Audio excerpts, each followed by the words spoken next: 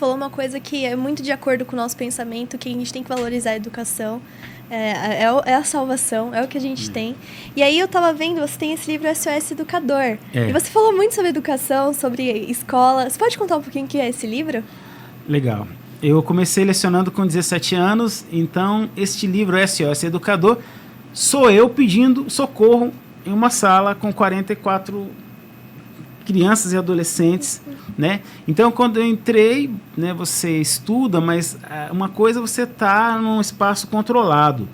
Quando você vai para a prática, aí você pede os SOS, e esses são os meus SOS do educador, que é o livro que você encontra na Amazon. Então, você pode digitar no Google, lá, SOS Educador, Thiago Ariel, você encontra. E eu falo sobre isso, falo sobre os meus momentos como educador em sala, como foi desafiador.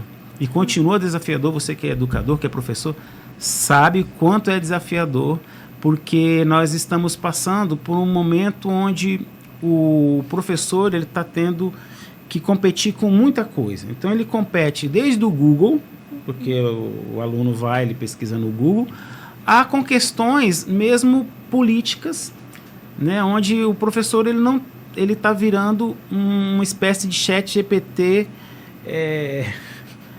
orgânico. E não é. O professor educador, ele é um condutor de caminhos, né? Ele apresenta vários caminhos.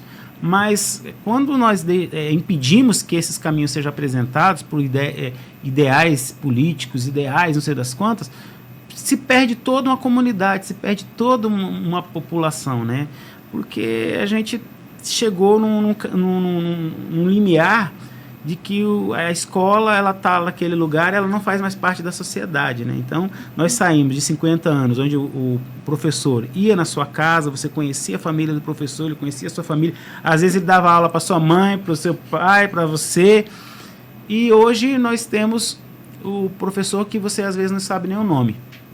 Né? E quando eu falo não sabe o nome, não estou falando aquele que você chama, estou falando o nome mesmo, a idade, a história dele. Ele é um ser humano, né? Então eu vejo que precisamos resgatar um pouco essa escola lá, né? A escola não é um laboratório, a escola não é uma prisão, a escola é lá, né? Mesmo ela tendo questões estranhas, né? Disciplina, grade curricular, né? Mesmo tendo nomenclaturas militarescas, ela é o caminho para o desenvolvimento, para a emancipação, para você ter contato com outros povos, e para você ter contato com saber maior, com a história. Então a escola ela continua e sempre será, pelo menos para mim, né, um lugar de desenvolvimento pleno. Então é uma pena que nós não temos mais aula de músicas em diversas escolas, apenas nas escolas mais com poder, né, aquisitivo maior, mas eu sinto falta que na grade do MEC não haja mais aula de música, por exemplo, né, que é fundamental para o desenvolvimento também da pessoa, né? Então, eu fico muito triste quando a gente percebe que as escolas deixaram um pouco as famílias, né? Eu acho que acho que a escola ela está obedecendo um pouco esse processo cíclico, né? O Zygmunt Bauman, ele fala dos tempos líquidos, né? Sim. Então, tudo é muito rápido, então eu descarto, né? E nós não somos assim, né? Eu achei que na pandemia nós iríamos conseguir fazer uma virada, né? E, infelizmente, eu acho que nós estamos ainda paralisados, né? Mas essa paralisação, ela é também estrategiada, né? Sim. Ela não é ingênua, né? É para que a gente fique e o planeta não avance. Sim, né? E quando a gente pensa nessa fase, principalmente quando você está nesse período, principalmente em ensino médio, mas isso eu acho que no Fundamental 2 já começa, vai se distanciando muito da arte, porque você começa a pensar, eu preciso fazer vestibular. No vestibular, eu não preciso saber como tocar um instrumento, mas eu preciso saber fazer todas as contas de matemática, física e química. Então, o próprio sistema vai tirando o aluno dessa questão de vou estudar arte agora.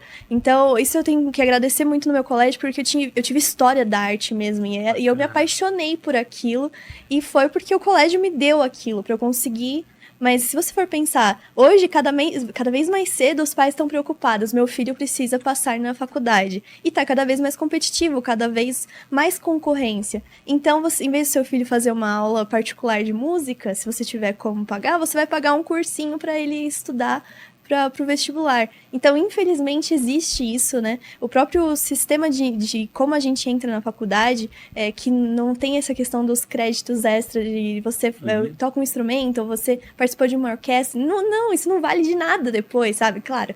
Então, falando de um sistema só educacional aqui, de vestibular e faculdade, não para sua vida. Para sua vida, claro que aquilo vai ser importante. Mas, infelizmente, a gente vive em cada vez nesses momentos e tal.